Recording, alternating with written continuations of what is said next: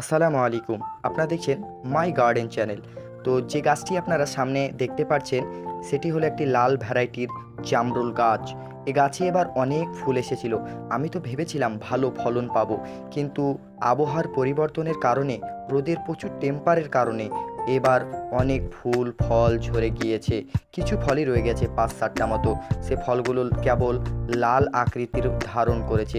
এই ফলটা দেখতে পাচ্ছেন আমার হাতের কাছে, যে ফলটা, এই ফলটাও কিছু লাল হয়েছে, পাকার মতো অবস্থায় চলে এসেছে, কিন্তু ফুল ঝরেছে প্রায়।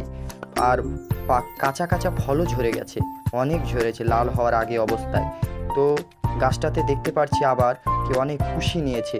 তো এবার বর্ষাকালে মনে হয় একটা ফলন পাবো কি জানি না, প্রথম ফল এসেছিল তো বলতে পারবো না। তো দেখা যাক, আবার ফুল আসে। কুশি তো অনেক নিয়েছে, গাছটা মনে হয় আবার ঝাঁকড়া হয়ে পাতা ঝরে গিয়েছিল, আবার সেই পাতা পরিপূর্ণ হয়ে যাবে ঝাঁকড়া হয়ে গাছটায়।